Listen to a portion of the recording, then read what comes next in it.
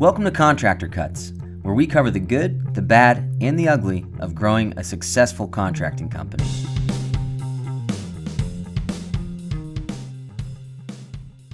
Hi, welcome to Contractor Cuts. My name is Clark Turner. I'm James McConnell. Thanks for joining us again this week. So today we are talking about estimating for profit. How do you build your estimates? How do we make profit? How do you price out a job? The main thing that we're covering or that we're trying to solve is where on the scale do you put your pricing from I'm losing a lot of jobs because I'm pricing to the profit I want to make versus I'm working for too cheap versus I'm submitting bids knowing I'm going to change order the crap out of this person, right? And that's who I'm competing with. Mm-hmm. And so we're going to talk about pricing, how to price estimates, how to handle it. And then we're going to walk through every single stage in a job that pricing comes up and how we deal with it differently. So we'll kind of go through that. So starting off though, James, I'm going to ask you because you do a ton of pricing. You are like the estimator of all estimators, in my opinion. You're really good at building estimates and being like Mr. Estimator. We'll get you a hat. Stop it. When you're building an estimate, I know you don't think through competition and what they're bidding. You are bidding for you, right? You are bidding for what we can do it for. Mm-hmm. But how do you combat the guys that are lowballing change orders? How do you combat the bids that just come in lower than you and they're just one-man show that isn't making profit? He's just getting paid for his time and that's it. How do you build your estimate to combat that? And then also, how do you deal with the customer to combat it as well? Okay. It's a lot of questions. But I understand and I think I can answer this. And again, this might be a little controversial, and I think there's times maybe in the life cycle of a company or a season where you're like, we're gonna shift a little bit. We're gonna make a little bit of an adjustment here because we're not landing enough bids. I'm a little bit concerned about the pipeline. But ultimately, the way I feel about that is the cream rises, and you want a certain type of client, and even if people that are reasonable can understand when you explain to them why your price is where it is. When somebody gets my estimate, when somebody receives a desk estimate from me, 8 times out of 10, there's a comment about how detailed it is and how much time looks like it's been spent in there. And part of that is we've got stuff pre-built in the software, not only line items, but now with like copying an estimate and then adjusting it from there. So there's like an incredible amount of detail in the estimate. Yeah. And what James is saying is, just to double down on the software, what you're talking about, you can duplicate an estimate. We have job templates where James has built out like some really detailed job templates that, hey, this is kind of our kitchen renovation. This is our basement renovation. This is our addition template that you can use. But the cool part that we also have is when you're starting a new project, you can copy any job you've ever done. So if I'm doing an addition, it's like, oh, this is just like, State Street that we did 3 years ago, you can say, hey, I want to copy State Street, and that's going to be my template that I'm going to use. So that allows you to instantly, on a $200,000 addition, have a fully detailed scope that you're starting with, and all you got to do is edit it. Yeah. Right? So 20 seconds. Yep. 20 seconds, I've already got something built out that I need to tweak now. Yep. And you can spend an hour tweaking that, or 2 hours for a $200,000 job. Like if you've got the space and the time, and that's where some of this comes down is how much time do you have to do something, and there's an art to it too, because it's like you're reading the client and how committed they were. And are they ready to go? Did they come to you with drawings? Yeah. If they came to you with drawings, taking time. Take some time because they are ready to go. They're showing you that they are active. When somebody doesn't have drawings and they are kind of, we're thinking about doing this, we're thinking about doing that, that's a slower approach, and you can kind of hold their hand through that, and it's going to take a lot more time to materialize. But if somebody comes to you with stuff, they've already spent Yeah. $5,000, $6,000, $7,000 on, they're moving. On the other end of that, all the other contractors you're bidding against are doing the same. So they're all licking their chops when they see drawings, and so you've got to be on top of it. But the good news is the other people that are like, I don't know, I'm doing an addition off the side of my house. Why? Well, my parents are going to move in 4 to 5 years, and we're trying to get more space for them.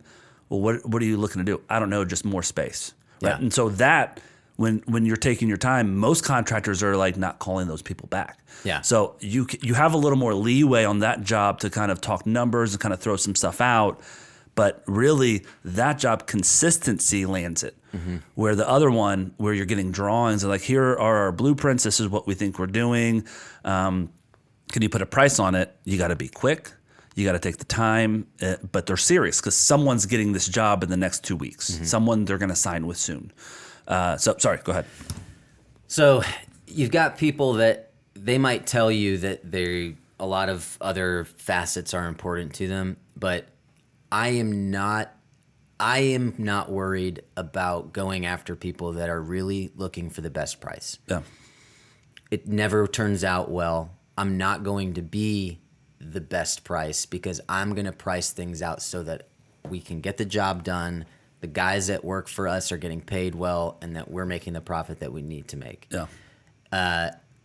When I build out an estimate and it has all this detail and the client wants, they already tell me that they've got other bids coming in. I always make it a point to, number one, I'm not going to just send them that estimate. I'm going to review it with them because I want to talk through the notes that I've already put in there.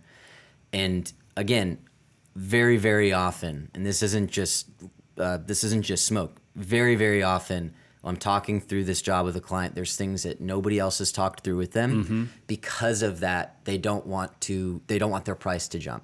So I was talking with a guy the other day, and this is a job we're not going to land right now. It might be down the road, but he wanted to do essentially 2 additions, and nobody had spoken with him about permits. Nobody had spoken with him about foundation. Nobody had spoken with him about foundation footers.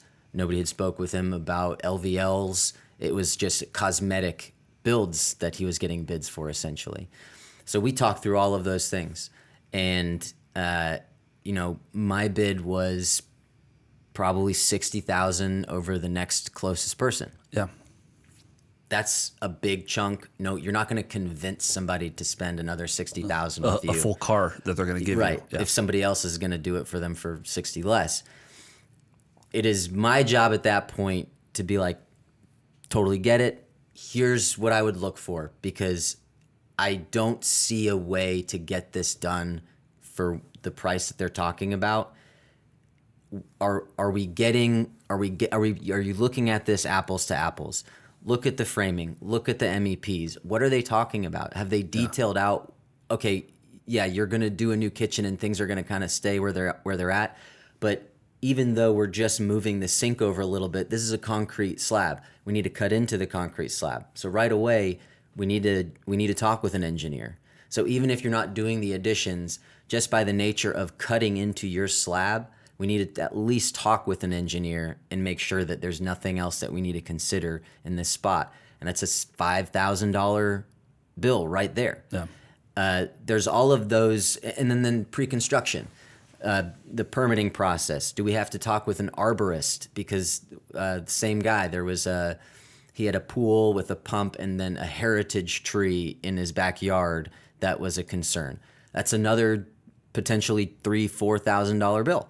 So already I'm close to $10,000 over the next guy because I'm anticipating potentially these things coming up. Yeah. Now I can either put those in the scope, or I can just put the notes in the scope and say I haven't accounted for this, but this is a possibility. I haven't accounted for this, but this is a possibility, and maybe that's the route to go. Me personally, I like to put it all in there, and when I'm talking with them, explain we might not need the arborist. I want to at least have the arborist come out there. It's going to cost $300 to have them give us an opinion. And then if there's anything else that they need to address, it's going to go up from there. We're going to bring the engineer out. It's going to be $2,000 minimum to have them come out and give us some sort of whatever. And depending on what they say, it's going to go up from there. if I don't put those prices in, I at least need to talk with them about it. That's just me. I don't want to compete against the people that are not going to give the clients a heads up and just kind of lock them into a position where now they've spent however much in due diligence. Maybe they've given a down payment to somebody and then they're kind of in a pot committed situation. Yeah. I don't like working under those parameters. So I get the frustration of the more accurate I am, the less bids I'm landing. Yeah. The way I think about it is the more accurate I am, the less bids I'm landing, but the cleaner clients that I'm working with. Yeah. And that experience, when you don't have a lot of bad clients clogging up your pipeline, the pipeline moves a lot smoother. Yeah. It just does. Yeah. Well, and some of this starts with having a good reputation and clients coming through the door and having good marketing and that sort of side of it, because you can't be picky if you got one bid. Yeah. Right. And so that, I think that's where some guys run in like, well, that's good for you that you can do that. It's more than just one thing. This is an entire company that we have to have, from a good reputation because we're treating people well and we're doing things right and we're closing out the job well. So then people are telling their neighbors. So their neighbors saw the work that we did and want to use us. And right, it's a waterfall of things happening that affect each other. Yeah. So that's some of it. It's great that you can pick and choose and bid high and lose 20%. Like you could, if I was coaching James on trying to sell more jobs, you can dumb down some of your estimates and come in at a lower price and hit them with change orders. Mm-hmm. That's not how we do things. And that's good. Like that's a choice that we make in terms of like, we'd rather make it perfect, have the detail and impress them and work with someone who gets it than be the lowest bid. Because if we're the lowest bid, we're going to get the lowest people that just care about price and don't care about quality, and they want us to cut corners until the end, and then they want us to go back and fix all the stuff that the corners were cut on for free, right? And so if you're living at the bottom trying to chase the lowest common denominator or the lowest bid, you're going to stay there because you're going to deal with those people and you're going to get a bad reputation. It's like it waterfalls the other way, right? Yeah. Right? And so I think it's the hard part is to lose bids. Right, like we had a job that we all worked on together that was a $2.4 million new construction home, and we lost it because the other people came in and like our competition, they went with a guy that bid like $2 million, and it's like, yeah, we could bid it at $2 million. Like this is just conceptual right now. Like we could be at $2 million if you want us to be, but we bid it at 2.4 because it's like we viewed it. When you built that estimate, you viewed it like, if this was my house, I'd do it this way, and I want it this way, and I want it nice, and this is your retirement home, and this is, and so the reason that we lost that job is the exact same reason that we win a lot of other jobs, because you took the time, the effort to view it as your personal house, not to check a box to send an estimate out because it's got to be out today, but to take the time, build it out right. And then we walked them through it on a call and talk through this and this and this, how we're going to do this. And so I'd rather lose that job than land that job and then have to change order the crap out of him up to 2.4 because that's what we know that he really wanted. Yeah. Right. And so I think that's the mindset that we're looking for in the desk estimate phase and what you're doing there. I think the other side of this is what you mentioned earlier and what we kind of assume, but most guys don't do is, what are we selling that customer? If you're selling the customer the lowest price, build your estimate, whether it's a $10,000 job or a $2 million job. If you're just selling on price, build the estimate, send it by email over to them and let them see the price. If we're selling on our knowledge, who we are, our education, our ability to view their home like us, don't send them the estimate via email. Set up a Zoom and let me show my value and my thought and how much I care about this project and why I'm thinking and why I price it this way on a Zoom call like we do. And so you get them on the call, you walk them through the estimate, and the footnote during that call, about 45 minutes in, as we get to the bottom of the estimate, they can see their total. But that's not what we're leading with because that's not what we want them to buy. Yeah. We want them to buy our thought, our ability to identify that an arborist might be needed. We want them to the knowledge that we have in the industry is why they want to spend more with us. And the first question you ask somebody when you're talking with them about their project is, what is the goal? Like, what is the end goal? Like you were talking about earlier, might have been on the previous podcast, but you're doing an addition. Why? Well, mom's moving in and yada, yada, yada. Well, what do you need? Is there ADA requirements here? Like, I don't know. Okay. So let's talk about that. Like, do we need to consider that?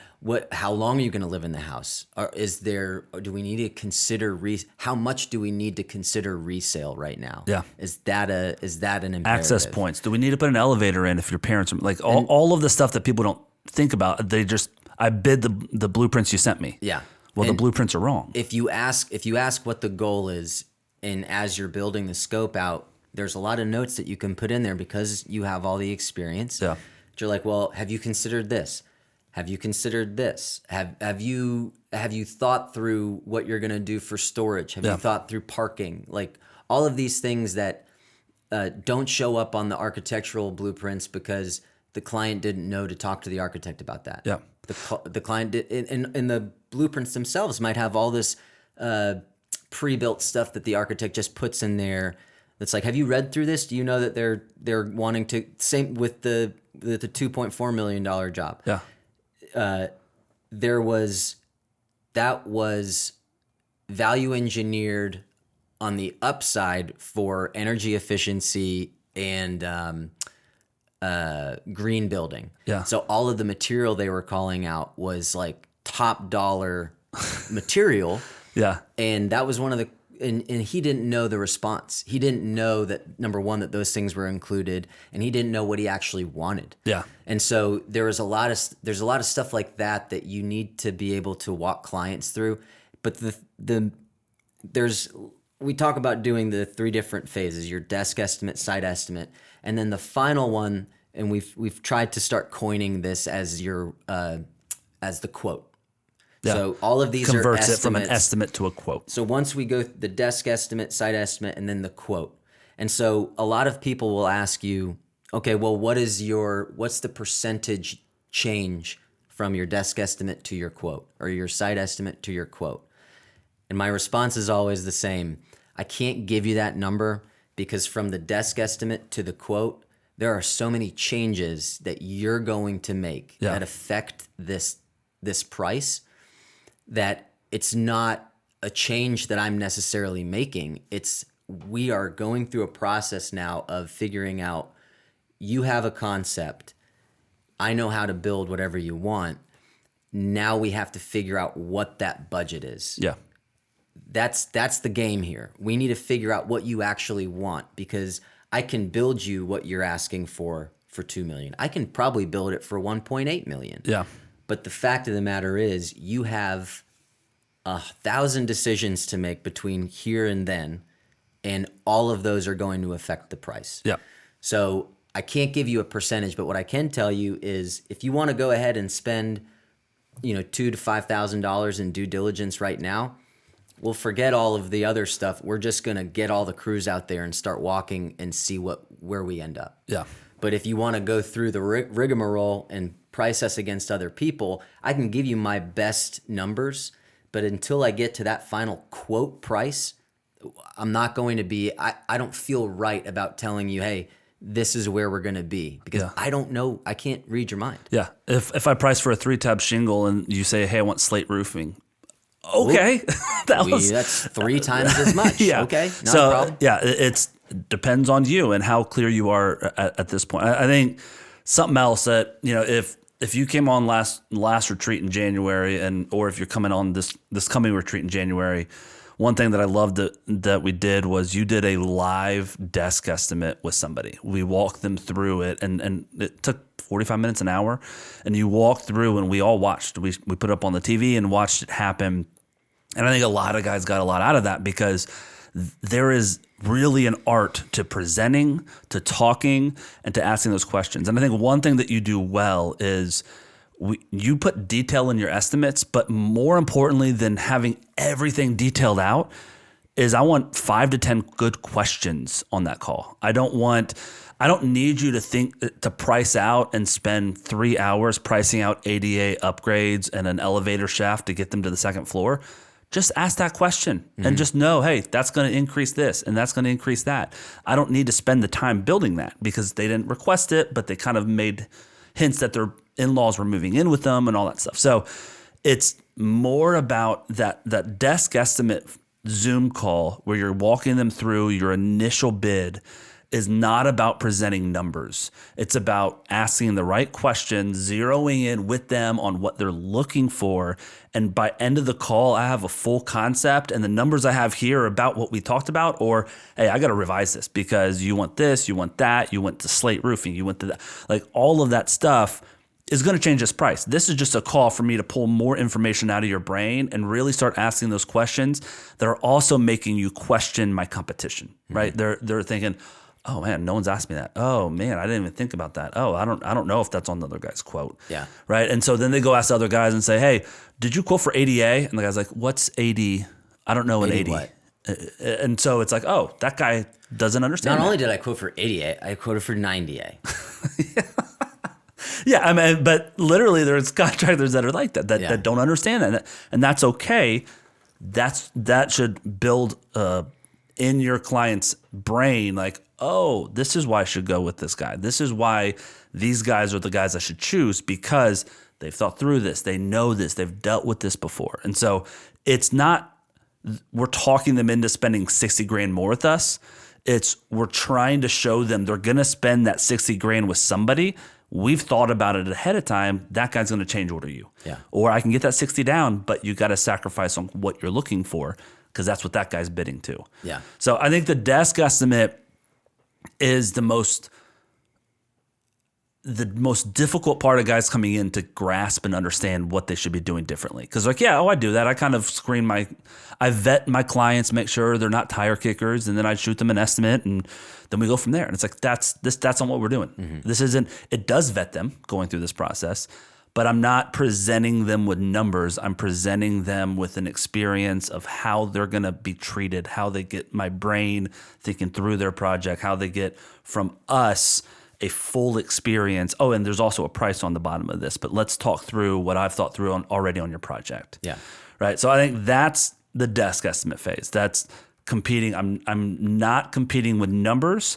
I'm competing for knowledge. I'm competing for attention. And if someone values that, they're going to be a great client for us and we're going to grow this company. If they don't value that, they're like, well, you're more expensive. Okay. And if I go from the desk estimate and I can't get on site because my price is too high. Yeah.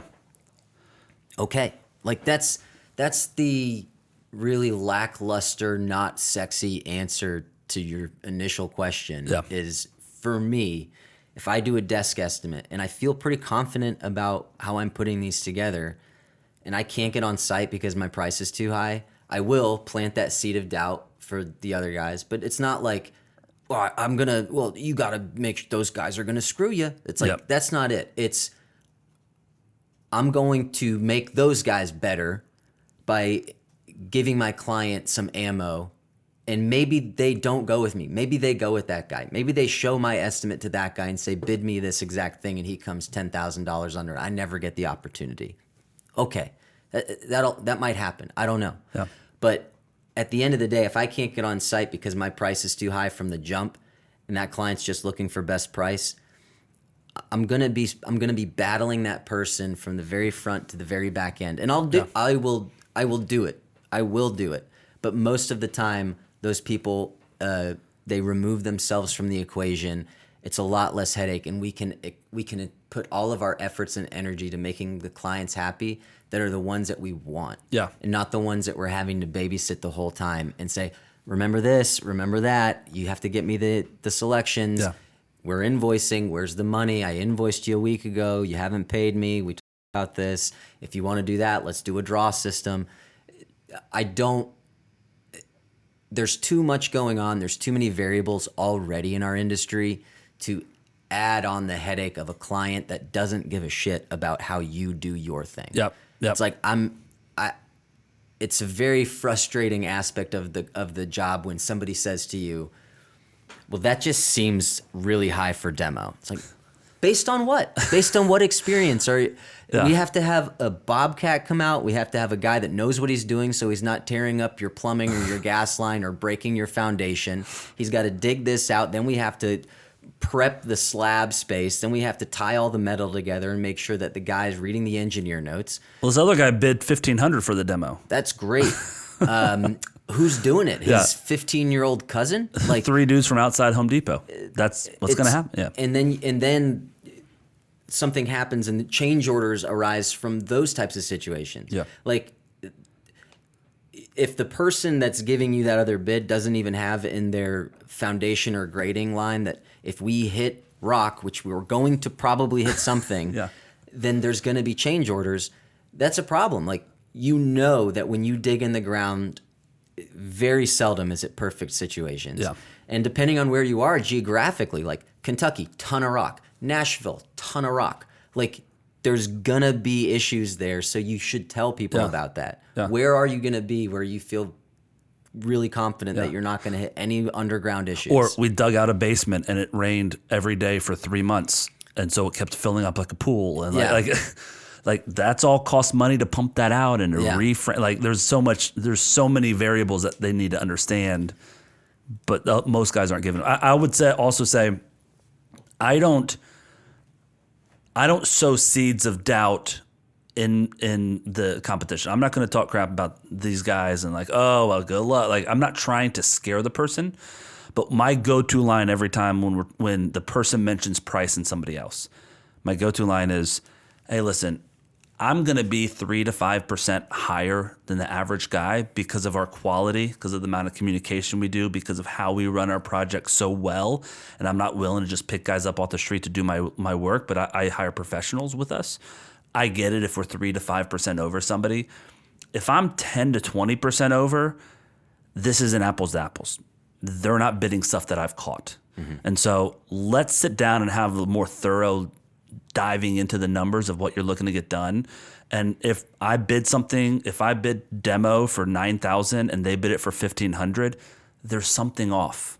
Either I overbid because I didn't understand what you wanted, or they are way underbidding that, and you're going to end up paying maybe $8,000. Like, you will pay more. Mm-hmm.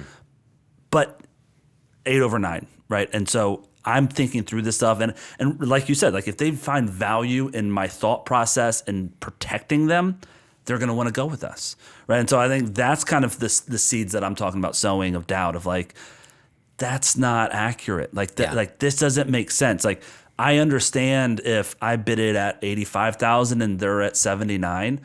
Yeah, we're higher value than them, and that's okay. That's the difference of a steak at a really nice steakhouse and a steak at Chili's. Like, there are going to be different prices for different qualities for the same steak. Yeah. Right. And so trying to help them understand that side of it, as opposed to being like, well, that guy's just going to screw you. Yeah. Right. And that's exactly what I mean is not just, it's not this, you don't know who you're bidding against. Yeah.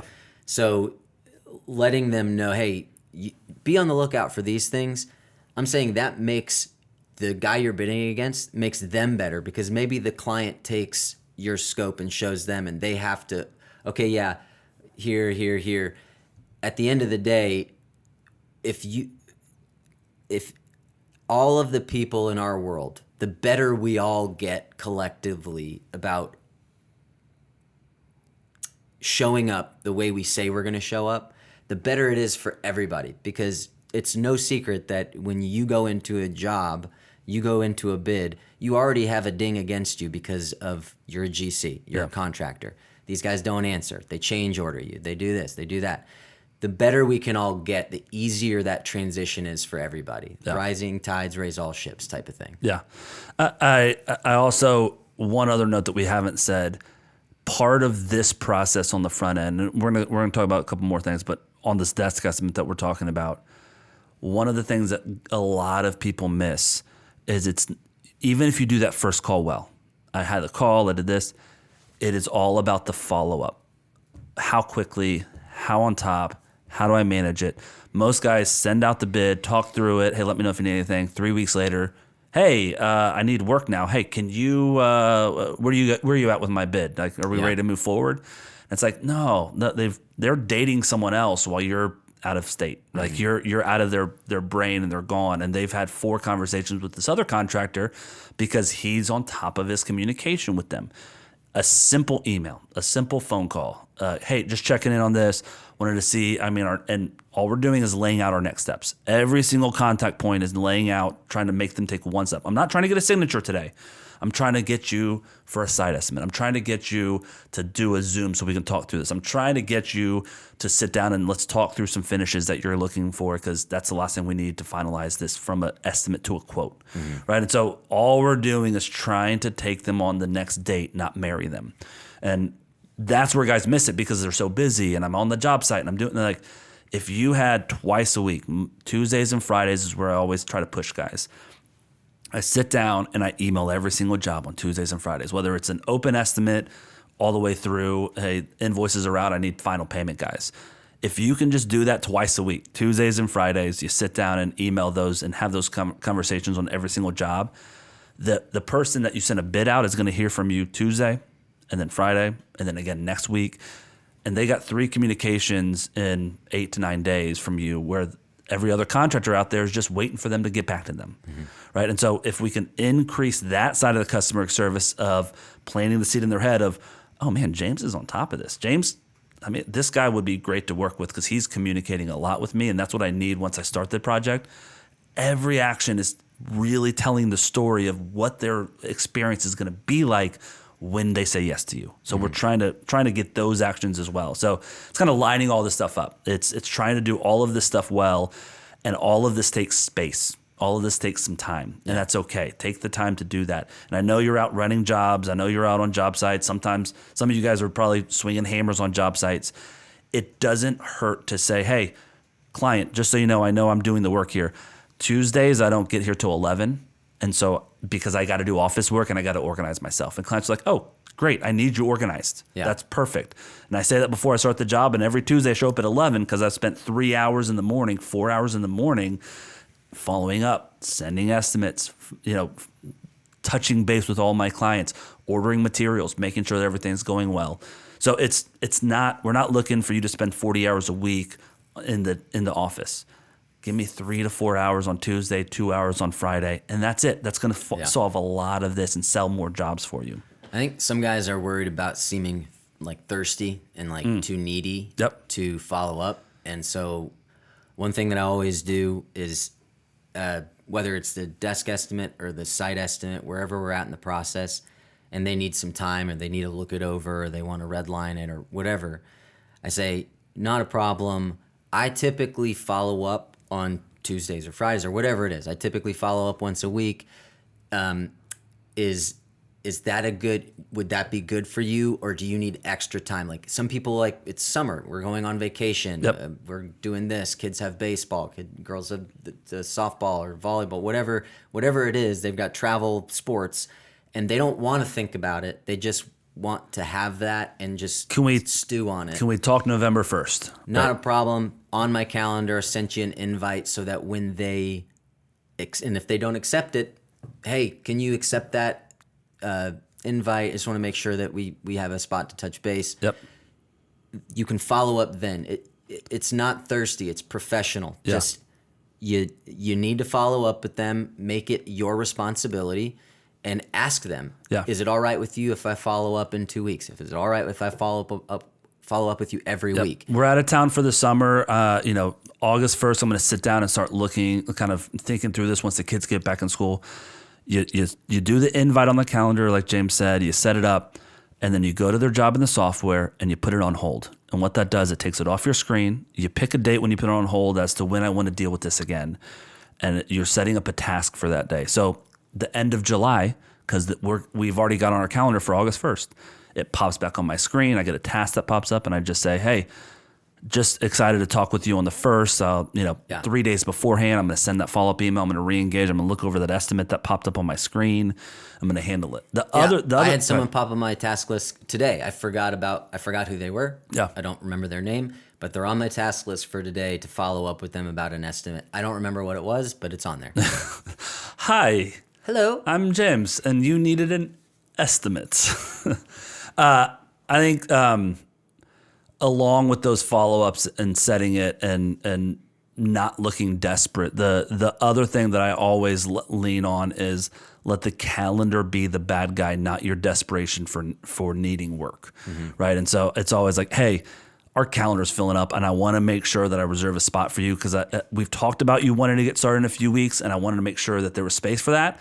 But I also want to let you know we've got some other commitments that are coming up. So should we put you down to start around then, or do you need more time to think about it? And we'll push it off, right? And so I'm not desperate. I'm just trying to protect you so we're ready for you. Yeah. Right. And if you go with that angle, I don't care if I have no jobs on the calendar. Like, hey, starting to fill up for next month. Can we get you, like I want to make sure that it's there. When are you thinking start time? Okay. So So why don't we go ahead and have a call next week to finalize, to figure out if this is going to be.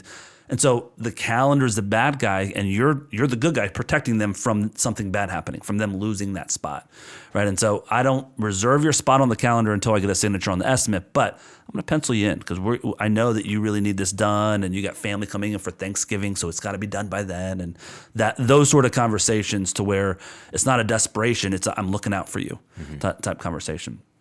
All right. Now that we're past the desk estimate, we've got that. They like it. You've gone on site. On a average $100,000 job, $80,000 job, whatever it is, somewhere in there, you go on site, you print out your desk estimate. Not you're sending it to your project managers, but if it was you, we walk on site with the printed out desk estimate that we've already kind of discussed and gone over with them. We're not going to go over how to do a site estimate on this podcast, but you go through everything, you deal with the customer on site. How much time are you spending to revise it at that point? Because we're not at the revisions to convert it into a quote with the signature where we're doing the due diligence and picking out finishes. But what are you editing at that time, and how are we looking at pricing for trying to make sure that our pricing's there and we're editing that? Where do you adjust pricing at that point, and what are you doing like with the customer to let them know and have those conversations? Well, the biggest thing is on the desk estimate, most times you don't have accurate linear footages or square footages. Like, and this might be too much.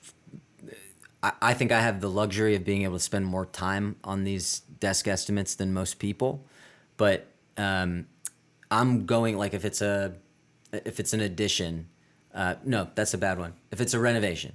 New kitchen, and it's going to bleed into the living room, so it's kind of a little messy. Mm-hmm. I'm using windows, I'm using cabinets, I'm using doors where I know general sizes to determine what is the linear foot of this wall, because it's an interior wall. If it's an exterior wall, I'm getting on Google Earth and I'm measuring the. You're saying before the site estimate. Before the site estimate, yeah. I've got Google Earth pulled up, but depending on what it is, like if it's something where, again, $100,000 job. I'm going to spend 10 minutes on Google Earth measuring, because I'm not on site, to get a realistic understanding of what that looks like. It's a lot harder to find on like the municipality website if they do have a layout in there. Yeah. It almost never has anything that's like actionable. So getting on Google Earth and being able to find, here's the linear footage of this exterior wall, or using just your general understanding of that's a 36-inch exterior door, so that means this is probably another 3, 6, 9. This is a 12-foot wall. Knowing that can help you kind of narrow down what is the square footage of flooring needed for here, what is the square footage of sheetrock needed. And once we do that, we're going to affect the ceiling. It's going to be a new light plan, so the whole kitchen really needs to have the sheetrock pulled out. Yeah. So I'm just putting rough numbers on my desk estimate. When we get to a site estimate, the project manager, yourself, whoever's doing it, pulling tape, getting quantities, and looking at the notes that we've put in.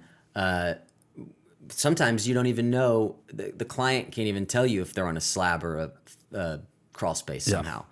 And that affects your pricing pretty considerably, especially if you're moving utilities. Yeah.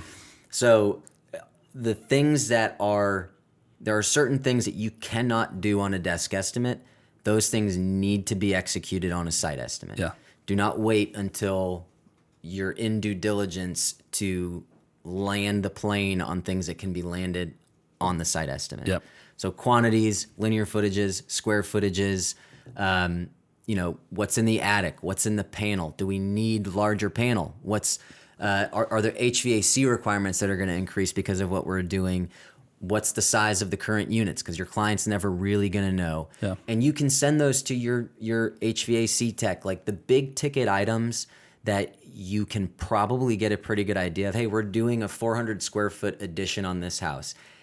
It's going to be a 9-foot ceiling. Hey, HVAC, we already have 2 units on site. It's a 3,500 square foot house. It's going to become a 3,900 square foot house. Take a picture of just the little tag on the HVAC unit that has the model and the SKU and the age. What are we going to need? Yep. What are we going to need?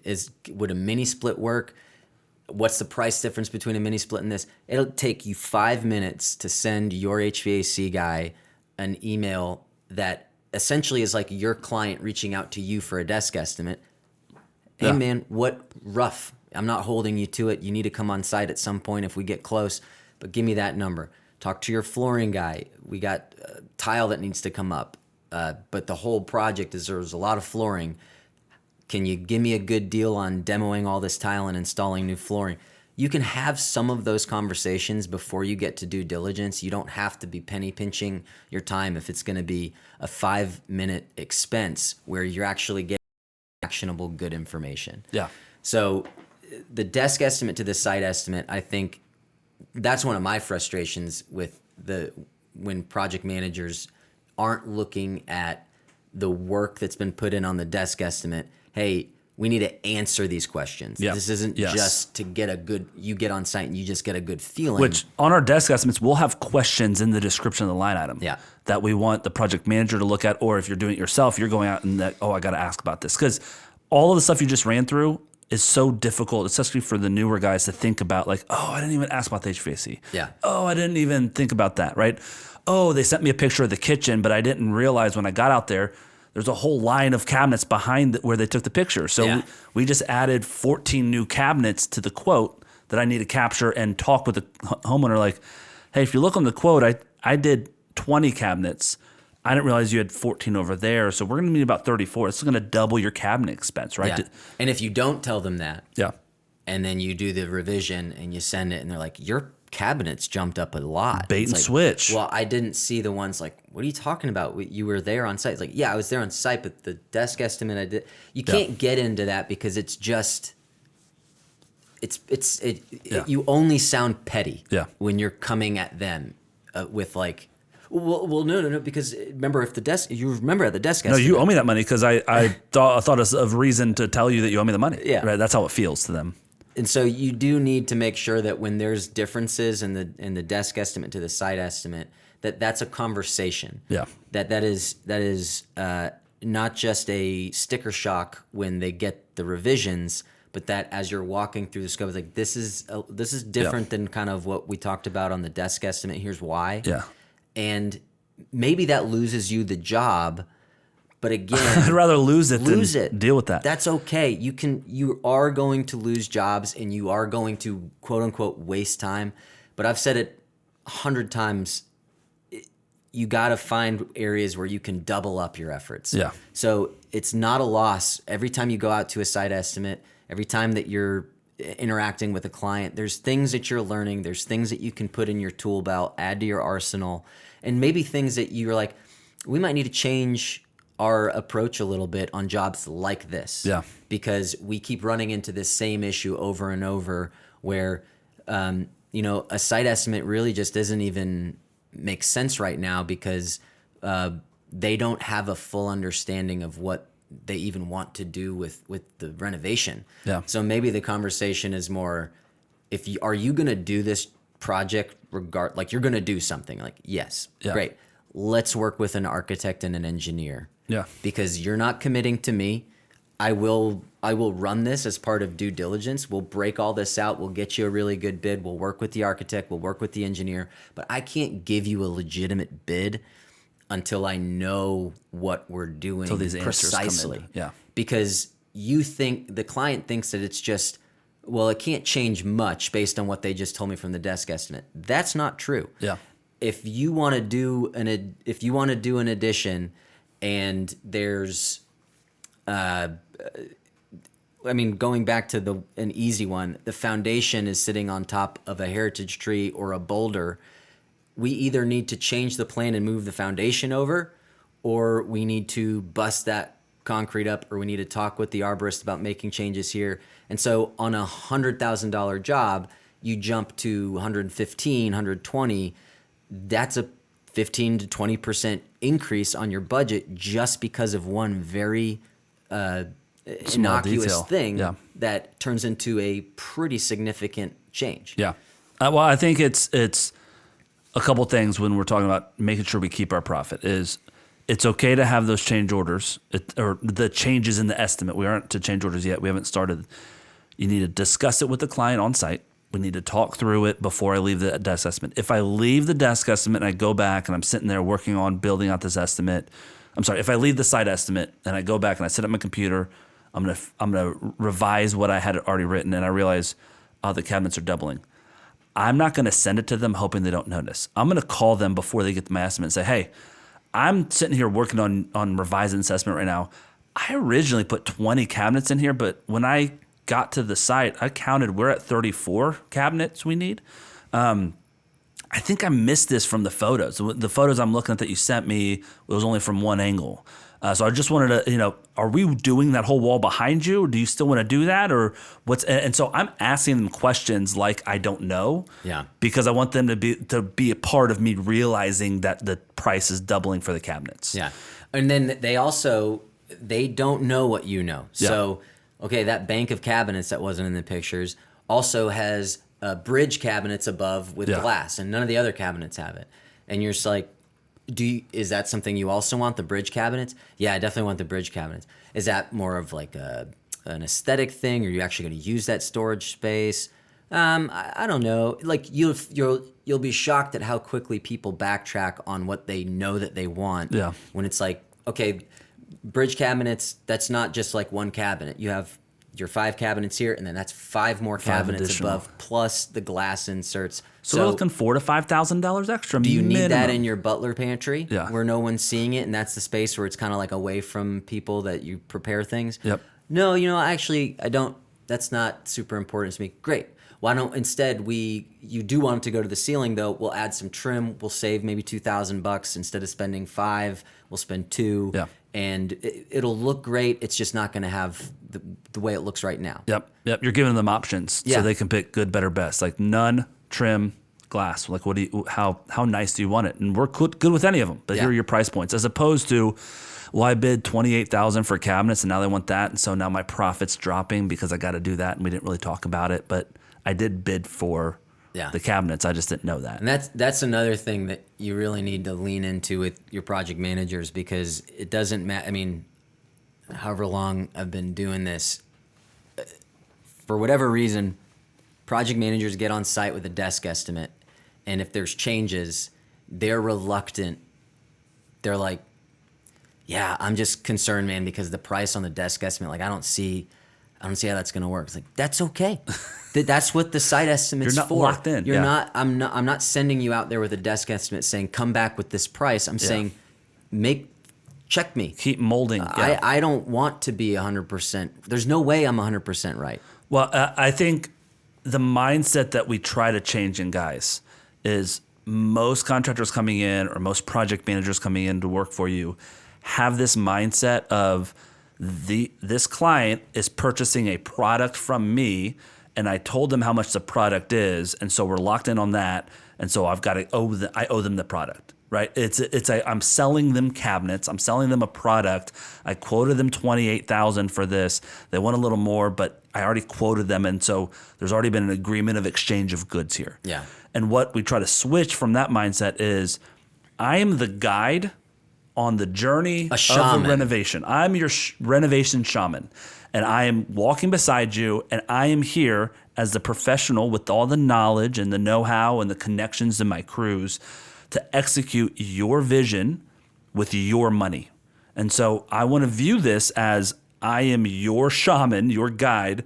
So here are the options. We can do no bridge cabinets. We can do the trim for $2,000. We can do 5. I think this will look good, but that's up to you how much you want to spend on it.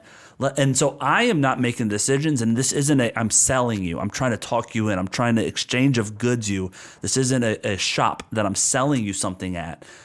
I am your guide of how we're spending your money, and I'm trying to save you money as we go along.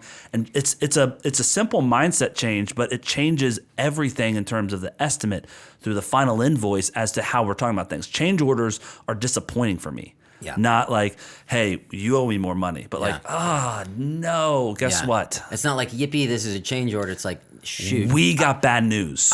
It's truly frustrating because it's like, we already built out the timeline. We already did this. We already talked with these guys, and now it's going to throw a wrench in it, but it is what it is. They made a decision that's different. Yeah. All right, whatever. But it's not you're from the desk estimate to the site estimate and everything up until you get a signature and a down payment for due diligence. Yep. You are figuring out what the product is. This isn't, they haven't given it to you. Yeah. Whether they think so or not, there's 1,000 questions you have to ask and get to the bottom of before you can say, okay, this is the product that we are talking about and this is the price for that product. Yeah. Up until then, it's like, I want a car. Okay. All right. Used, 50,000. New, SUV, coupe. Yeah. What PT color? Cruiser, ragtop. What are you looking for, Ragtop pal? PT Cruiser is exactly what I'm looking for. Dude, sorry, side note. When I was getting rid of that, do you remember that Chevy white Malibu? Yes. When I was getting rid of that car, I brought it in, and this guy was like, I think I know just the car that you're looking for. It was like the ball pit of the car lot. Someone had to sell it. He brings out this ragtop purple PT Cruiser, and I was like, pull up another one, baby. I don't like it. I don't want to one up you. But for the first year of our marriage, my wife drove a PT Cruiser. Hell yes. Because she worked at a real estate office and they had it wrapped.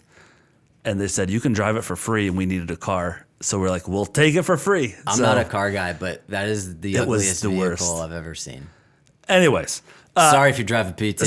Shoot, there's people listening to this. But they're awesome vehicles, high quality. All right, so landing the plane on this one. Change order is kind of the last part where you lose money and drop the profit from the estimate, right? And so with the mindset that we're talking about, it's okay to hit people with change orders as long as you do it before the work gets done and in the right way with options. Whenever I come up with a change order, whenever there's a change order that has to happen on a job, I look at the rest of the job and say, okay, where can I sacrifice money elsewhere to make up for this? So that being said, I'm like, oh, I know that this is going to suck. We found termites. They're going to need to spend $3,000 on this. I'm looking around saying, hey, they have some really high-end granites that they're picking out. I'm going to go to them with some lower-end selection so it could be a wash. So they don't have to spend an extra money. Now, do they usually do that? No. Normally people are like, just fine, pay the extra. But from them, I'm their guide to try to get them down the road. So I'm trying to think options here. Okay, where can we not hurt you financially? Where every other contractor is like, cha-ching, cha-ching, cha-ching, give me that extra money. For me, I'm saying, hey, no, I'm trying to save you money here. We could do that if you were okay with downgrading that. They're going to say, no, that's fine. Let's keep that. I understand there's termites. That's fine. That's going to happen. So I am, again, the mindset of I'm your guide. I'm the leader here. The metaphor I've said 100 times, I'm driving a car and I want my client to sit in the passenger seat. And so I'm saying, hey, we're driving to the destination. They say, hey, turn left here. And I say, well, actually, I know that there's construction on this road. We're going to go to the next one and turn left. If I'm steering and driving, we're on the journey together, though. I'm not outside the vehicle. I'm not trying to, me and my crews versus them as a customer. But instead, I am their representative in getting this done. And I view it that way. The conversations change, the attitudes change, the way that we treat each other changes to where they have a really good experience because I'm caring for them and I'm guiding them down that. So, and at the same time, I'm not losing profit because they understand it because my verbiage is not, hey, you owe me money and now we're clashing and they're not going to pay me, but instead like, there's honestly like I missed something on the estimate. I didn't realize we needed this. If we would have seen that, we would have had to charge you then. It would have been on there. I've got to charge for it. I'm going to do this, this, and this. I'm going to cut the price down a little bit. But it's something that we need to add on to the quote, right? Those are the hard ones. It's easy to talk about termites. It's hard to say, I didn't put shingles on the quote. I know we were doing an addition and I didn't put roofing anywhere for that addition. We missed it, and we got to add it on. This is what I'm going to do. But that conversation has to be had in the front end. Not you owe me money, tough luck. You got you gotta have a roof, right? You want me to put no roof on that house, right? Instead, it's a hey, I missed it. This is why I wanted both sides to look through and review the quote.